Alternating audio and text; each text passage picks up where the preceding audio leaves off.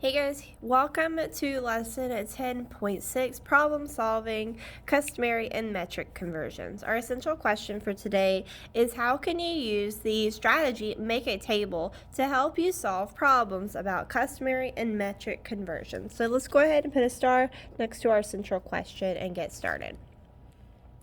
Aaron is making fruit punch for his family reunion. He needs to make 120 cups of punch. If he wants to store the fruit punch in gallon containers, how many gallon containers will Aaron need? Use the graphic organizer below to help you solve. So we're going to use this graphic organizer below to help us solve this problem.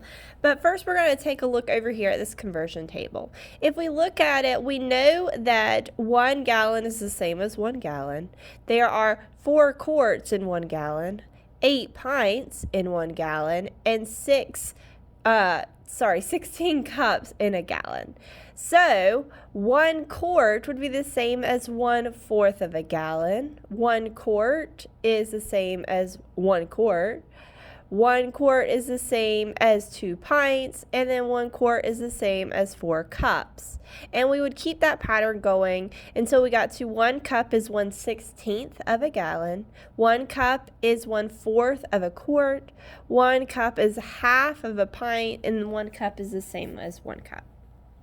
All right, so let's go back to our problem. We're looking at he's making fruit punch for a family reunion. He needs 120 cups of punch, so a total of 120 cups.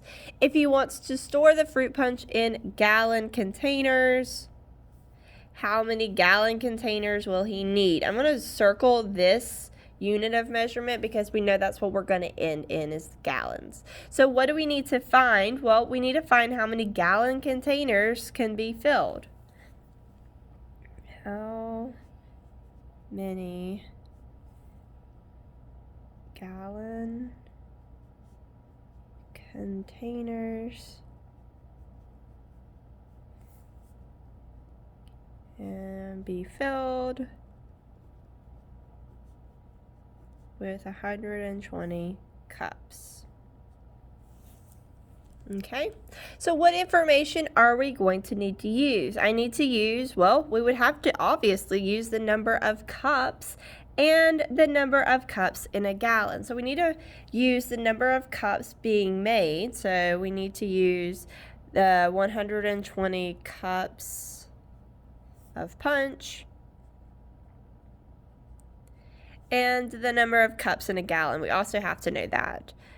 And number of cups in a gallon. All right, so how would we use this information, this last little section? And we'll use the table to show the relationship between the number of blank and the number of blank. So we would use this table to show the relationship between the number of cups and the number of gallons. So what they did is they made a little smaller chart. So it's the same thing as this, a little bit, well, kind of, it's more like when we were using the data tables to find the pattern. That's kind of what this is more like. So there are blank cups in a gallon. We know that there are 16 cups in a gallon. And if you don't have this close by, I would suggest getting it. That way you have it close by so you're able to look at that conversion chart. All right, so there are 16 cups in a gallon. So each cup is blank of a gallon. So each cup is going to be 1/16 of a gallon. So each cup is 1/16. So if we have 2 cups, it's 1/8, which would be the same as 1/16 plus 1/16, which gives you 1/8, just in case you didn't know where that 1/8 came from. Then we have 3 cups equals 3/16. 4 cups equals 1/4. So if we kept that pattern going, we would have to figure out what goes right here. So how are we getting from this to this? Well, we would be multiplying by 1/16. So we multiply our number up here times 1/16 because 1 times 1/16 equals 1/16. 2 times 1/16 equals 1/8, and so on. So what we're going to do is we're going to multiply over here our number 120 times 1/16. 1/6. I keep writing 1/6, but it's 1/16, not 1/6. All right, so in order to multiply that, I'm going to do this. 120 times 1 is 120. 101 times 16 is 16. Now, I have to figure out how many times will 16 go into 120. So I know it's not going to go 10 times because that would be 160. I'm going to go with probably about, let's see if it goes in 8 times. So what is 16 times 8? That is going to give me 48. 8, 9, 10, 11, 12. Is that going to be too much? Yes, it's going to be too much. So I know it would be 16. I think it's going to be 16 times 7 then. So 16 times 7 is 42. 7, 8, 9, 10, 11. Correct. That would be under it, so that would work. It would go in at 112 times, so we know it's 7. Now we're going to subtract 120 minus 112, which gives me 8. Okay, so then I would have 8/16, which would be the same as 7 1/2. So we have 7.5 gallons. So Aaron needs how many gallons to store the punch? Well, how many full-size gallon containers is he going to need? Because we have that half, we're going to have to go up to 8 gallons because we can't have 7.5 and not store that other half of the gallon. So it says, with all of the gallon containers, will all of the containers Aaron uses be filled to capacity? So will all of the containers that he fills up be filled all the way up? No, because we have that half gallon. That's why we had to do the extra gallon to be able to store it. So no, because the last gallon, or sorry, the last container will only have a half gallon. All right, and we'll screw that back just a little bit so you can see it. Pause if you need to. We'll try to focus it in a little bit. All right. All right, let's keep on moving to the next one. These are just those problem-solving strategies that we try to get y'all to learn. So I want you to just take a breath if this is getting overwhelming for you. All right, this next one says Sharon is working on a project for art class. She needs to cut strips of wood that are 1 decimeter long to complete the project. If Sharon has 7 strips of wood that are 1 meter long, how many decimeter strips can she cut? So I'm going to go back and look at the important information. She needs to cut the woods into 1 decimeter long, so each piece is going to be 1 decimeter. She has 7 strips of wood that are 1 meter long. So altogether, she has 7 meters of wood. That's what I'm going to write my total over here so I remember that's my total. And our question is, how many 1 decimeter strips can she cut? So again, I'm going to look at my conversion chart over here. We have 1 meter equals 1 meter, 1 meter equals 10 decimeters, 1 meter equals 100 centimeters, 1 meter equals 1,000 millimeters. And you might want to keep track of this for when you're doing some of your conversions, especially later on when you do some of these word problems.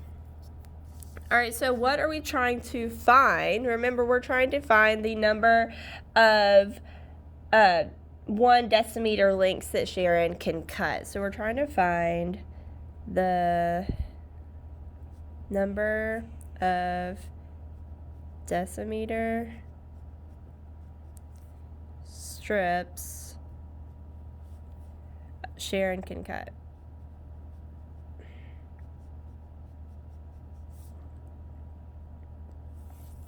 All right, just in case you need it. What information do I need to use? Well, we need to use the number of meter strips that he has. So the number of meter strips which we already found. She has 7 meters of wood. And then we also need to know the number of decimeters in 1 meter. So also number of decimeters in 1 meter. All right, so the last question says, how will we use this information? So again, we're going to show a table just like we did on the front. We're going to create our own table this time though, because they don't give it to us, so we actually have to create it. So I'm going to pull it back just a little bit so I can create this. I'm going to do just a little data table. I'm going to split it in half, okay? On the top, I'm going to write my meters, and on the bottom is going to be a decimeter. Okay, so if I have 1 meter, how many decimeters is that? Well, if you don't remember, go back up to this chart. 1 meter equals how many decimeters? We know that's 10 decimeters, so I'm going to write 10 decimeters. If I have 2 meters, how many decimeters am I going to have? That would be 20. If I have 3, that would be 30, and I'm going to keep that pattern going until I get to how many meters? 7. So I'm going to go 4, I have 40, 5, I have 50, 6, I have 60, and 7, I have 70. That worked out perfect. All right, so again, how am I getting from my meters to my decimeters? We know that we are multiplying by 10, because we would multiply 7 times 10, which gives you 70. So she could cut 71 decimeter lengths to complete the project. And our question says, what relationship did the table you made show? And we found out that 1 meter equals 10 decimeters. That's the relationship that we saw. All right. Let's go ahead and go to the next page. Some of these are going to be a little bit easier. I think once you get the hang of it, it'll get easier. Sometimes it's just when you're looking at the fractions, it gets a little bit more difficult, but you've got this. Eduardo has a drink cooler that holds 10 gallons of water. He is filling the cooler with 1 quart container. How many times will he have to fill the quart container to fill the cooler? So first, we're going to make a table to show the relationship between gallons and quarts. You can use the conversion table to find how many quarts are in a gallon. So we have 10 gallons of water, and he's filling it with the cooler with 1 quart container. So we have to figure out how many times is he going to have to fill it with the quart container. So if we have 1 gallon, if I go back over here, how many quarts are in 1 gallon? I know that there are 1, 2, 3, 4 quarts, because the Q stands for quarts. So it says look for a rule to help you complete the table. We know the number of gallons times what? So we know that there's 4 quarts in 1 gallon, so we'd multiply the number of gallons by 4 to equal the number of quarts. So 2 times 4 equals 8. 3 times 4 equals 12. 4 times 4 is 16. And if we kept that pattern going, when we got to 10, 10 times 4 would give me 40. So now we solved the problem. Eduardo needs to fill the container how many times? Well, remember we had 10 gallons, so he would have to fill it 40 times.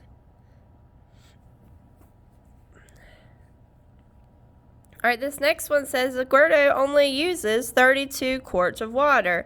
How can you use your table to find the number of gallons that is? So how could we use the same sort of table it's the same information, except we're only going to 32 quarts of water instead. How can we use the table to find how many gallons that is? So if I had 32 quarts, so if my bottom number of quarts was 32, how would I get to figure out the number of gallons that is?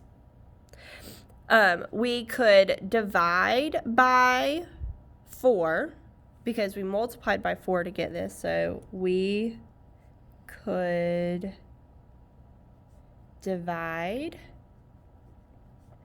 the number of quarts by 4 to find the number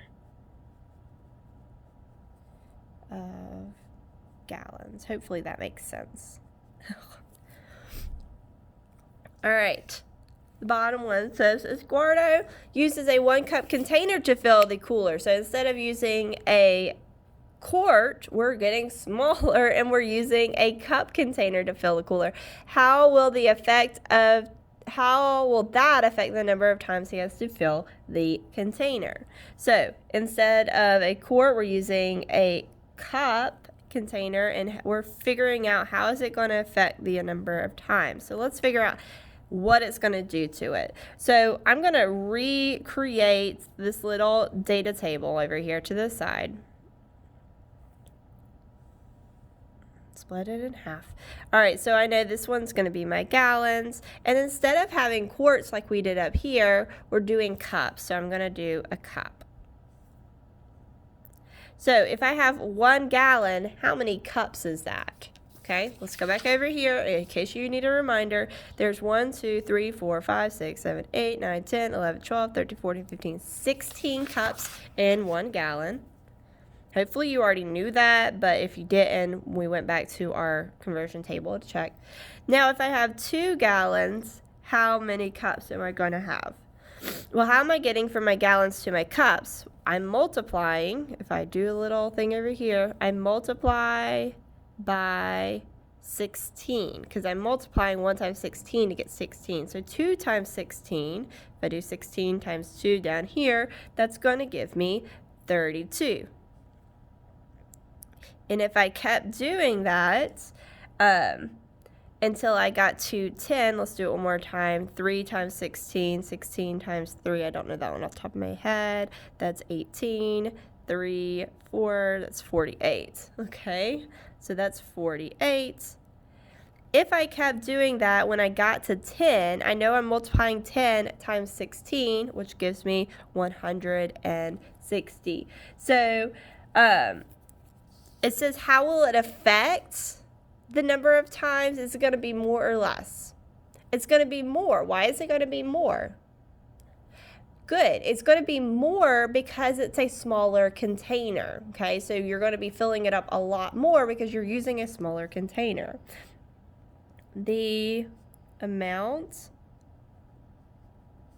of times is going to be more because you are using, or he is using, a smaller container.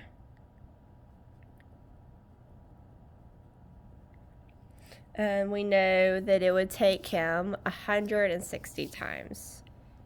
It would take 160 times to do with a cup.